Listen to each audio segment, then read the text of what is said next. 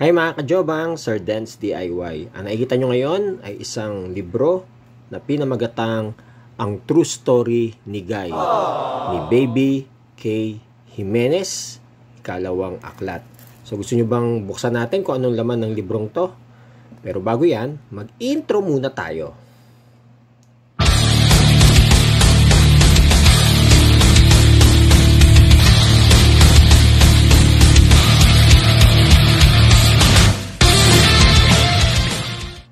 Yan. So maraming salamat mga kajobang kung kayo nakapag-subscribe na sa aking YouTube channel para like kayo updated sa aking mga bagong video, lalo na kung merong kinalaman kay Ate Guy, ang ating nag-iisang superstar. Kaya dun sa mga napadaan lang dito sa aking YouTube channel, paki-subscribe naman po, paki-hit lang po yung subscribe button, like, at paki-share na rin po para mas maraming makaalam ng ating mga content. Maraming salamat po sa inyo. Okay mga kajobang, simulan natin. Bali itong librong to na Ang True Story ni Guy ni Baby K. Jimenez, Ikalawang Aklat, nabili ko lang po sa isang antique shop dyan sa may Recto. No? Ito yung tagiliran. Ngayon sa likuran. Wow! Diba? Family picture nila, no? Si Ate Guy kasama ang kanyang 3 anak, sina Lotlot, Ian, at syempre ang bunsong si Matet. So kung hindi ako nagkakamali, ano to, 1980s tong picture na to. So mga kajobang, yung pahina ng librong to, yung mapapansin nyo sa gilid, no, madilaw na, talagang meron ng kalumaan, parang antigong-antigo na siya. Ngayon, aminin ko sa inyo, hindi ko pa to nababasa ng buo, na-scan ko lang siya. Parang sa harapan niya, front page siya, dahan-dahan, baka magkahiwa-hiwalay. Dito sa first page, meron siyang parang dedication. So nakalagay dyan, "To my dearest friends, sana po ay magustuhan ninyo ang sequel na ito sa unang aklat sa akin."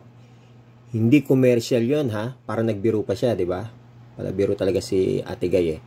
Because it comes from the heart. Love begets love.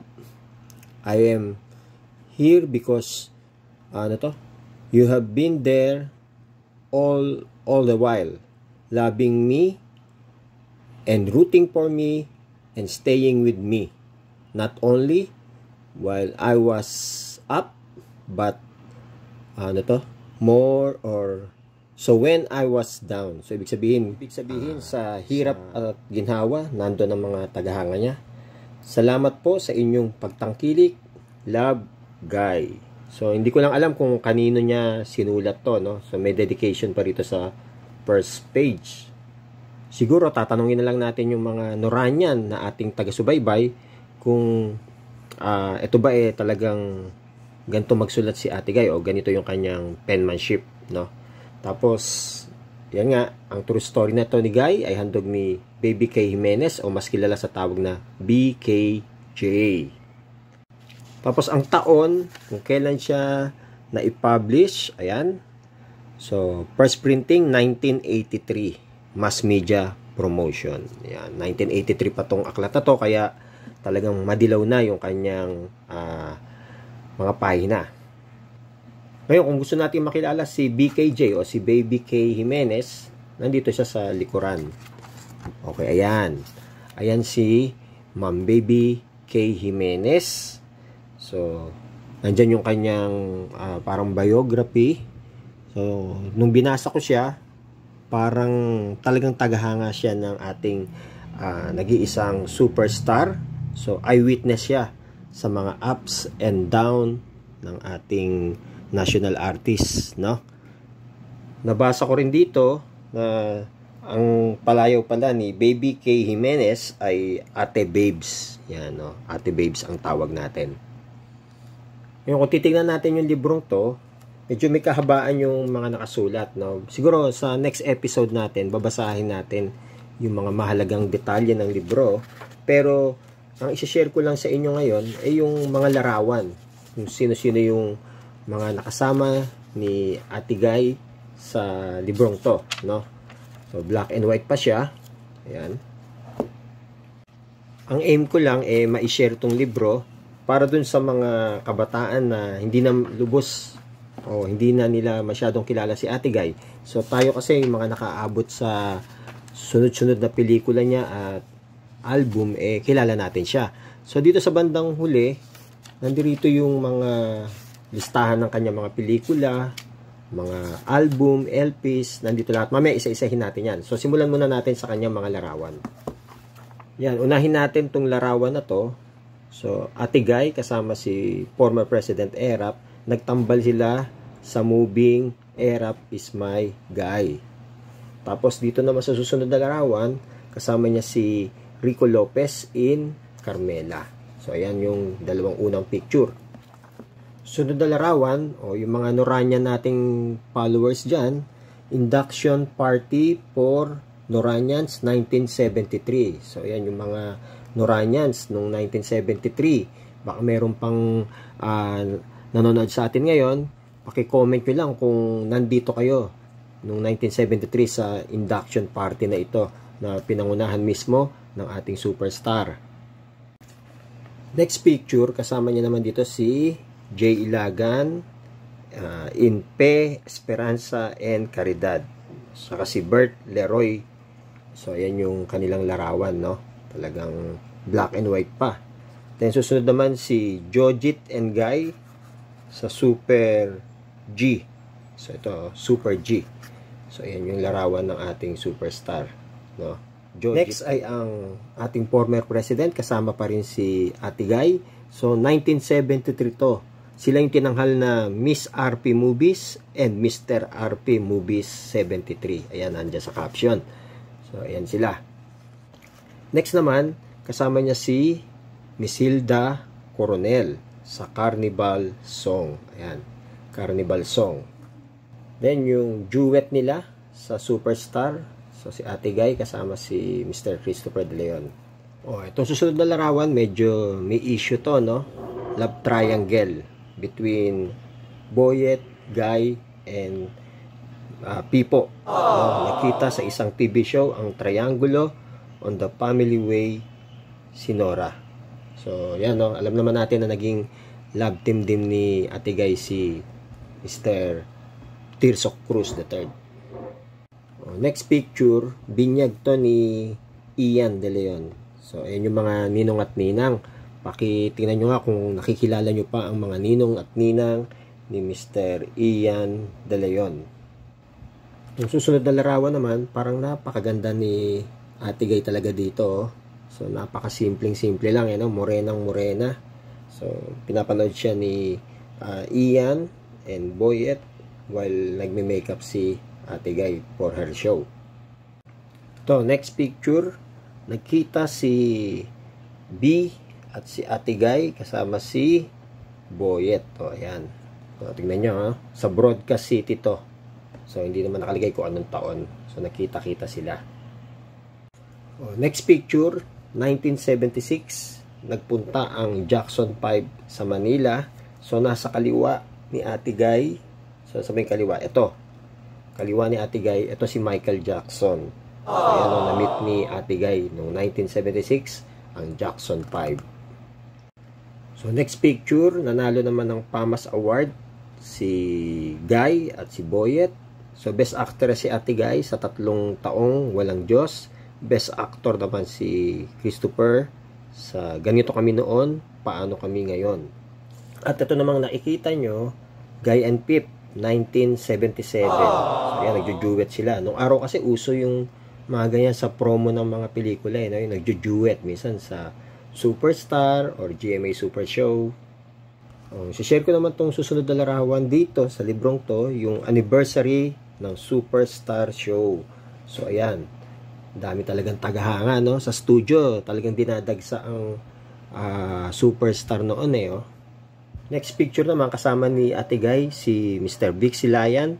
Best Actor si Mr. Vic Silayan dito. Si Ate Guy naman ang Best Actress sa 3 taong Walang Diyos. So, first Urian Award niya to noong 1977.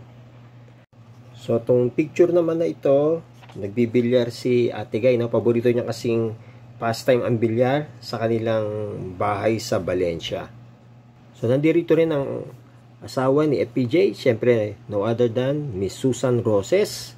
So, Susan and Nora, sapagkat kami ay Mrs. lamang.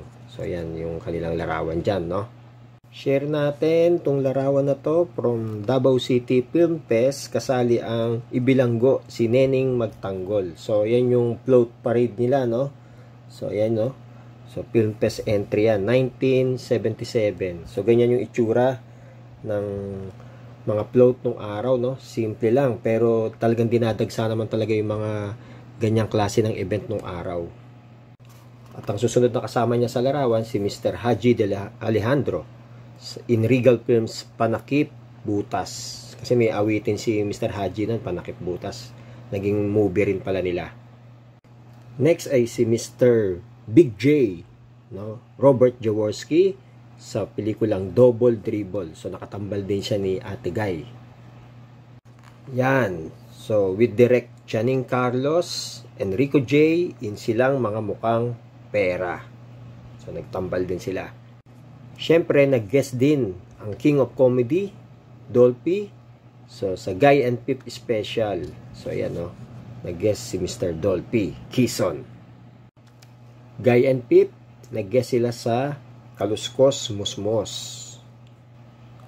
Ate Guy, kasama si Senator Lito Lapid sa Kastilyong Buhangin. Sa larawang to naman, magkasama si Rudy and Alma. So, Rudy Fernandez and Alma Moreno, BKJ, Mario J. De Los Reyes, Ate Guy, Lordy Villanueva, Nestor De Villa, and Maya Valdez. Parte to ng Ani Batong Bakal. Ito yung nabanggit ko kaninang pelikula, no? Yung Super G. So, naging superhero pala si Ate Guy, oh, nakatayo sa motorsiklo, no? Super G. Yan, share lang natin. Nagkatambal din kasi si Ate Guy tsaka si Mr. Kokoy Laurel. So, yan si Mr. Kokoy Laurel. Siyempre, nagganap din siya bilang madre sa P. Esperanza Caridad. So, yan si Ate Guy. Yan. So, si Ate Guy kasama si Kuya Germs at si Mr. Ariel Ureta.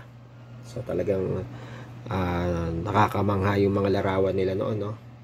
Ito naman yung baby pa si Lot. O, si Lot. Tapos sumunod yung with Lot. Yan, no? Talagang iba talaga pag panganay, no? Maraming picture nung araw. Ito, dramatic scene to, no? With Alicia Alonso and Miss Metring David. So, talaga namang magaling umaarte si ating superstar. Ito pala ang larawan ni Miss Loris Guillen. So, nakasama rin siya ng ating superstar.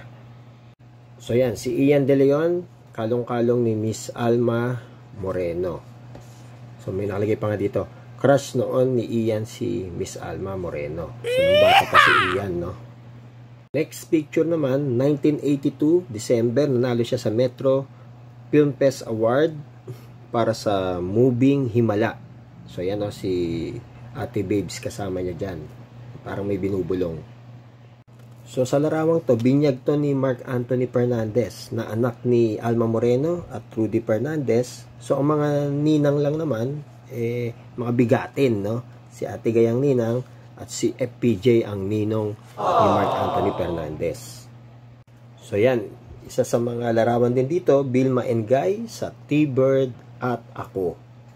Ito yung isa sa mga highlight ng pelikulang Himala, no? Talagang binigay ni Ate Guy ang best niya rito, kaya nanalo siyang Best Actress dito sa napakaraming award-giving bodies.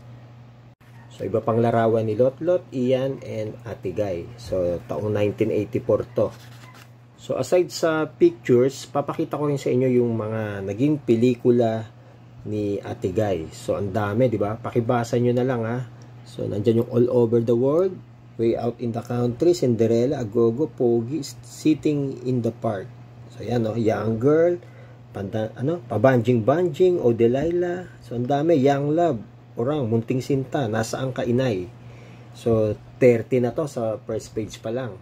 Tapos, sa susunod na page, so, nandiyan yung The Singer and the Bouncer, Darling, Nora in Wonderland. Ang dami, oh. Carmela, Super G, As Long as There's Music. Ayan, yung mga nabanggit natin kanina. Tapos, dito sa third page, Yan, Erap is my guy, Dugo ang pag-ibig ng sariling lupa, 3 taong walang Diyos. Binabasa ko na lang yung ilan ha, hindi ko mabasa lahat. Bakekang, Disco Baby, daming pelikula ni Ate Guy. Ito naman sa 4th page, 96 to 128, oh, dami. So, silang mga mukhang pera, ikaw akin, Double Dribble, yun, kasama niya si Sonny Jaworski. So, 128 movies na to, noong 1983. Pero hindi pa kasama yung mga 1984 hanggang sa ngayon, no, yung mga pelikula niya. Sa albums na naman na to, sa LPs, kung nakapanood kayo sa channel ko, yung ilan sa collection ko nandirito, no, yung Nora Honor Sings, may cassette tape pa ako niyan eh. The Golden Boys of Nora, Among My Favorites, Phenomenal Nora, Portrait of Nora Honor, The Song of My Life. Yan, meron ako niyan. So, hanggang dito, no, 10 to 30. LPs pa lang niya yan. Ngayon, sa Outstanding Awards, 1983 pahutong huling nakalista dito. Hindi pa kasama yung mga sumunod, tsaka yung mga bagong awards ni Ate Guy, ha. So, ayan, pakibasa nyo na lang dahil hindi ko na maisa-isa to. From 1967 ba to? Dami, oh. 70s, napakarami rin. Yan, 1972, 77. So, ang dami niyang outstanding awards. Yan. So, 1977 hanggang sa 1984. Yan. Yan lang po. Sana nakatulong tayo sa mga nag-aaral tungkol kay Miss Nora Honor na makilala siyang lubos. Again, kung kayo bago lang sa aking channel, paki-like, subscribe, and hit the notification bell para lagi kayo updated sa aking mga susunod na video. Ako po si Sir Dance DIY na lagi nagsasabing, ang musika ay buhay. Mabuhay po si Ate Guy. Mabuhay po tayong lahat. Paalam!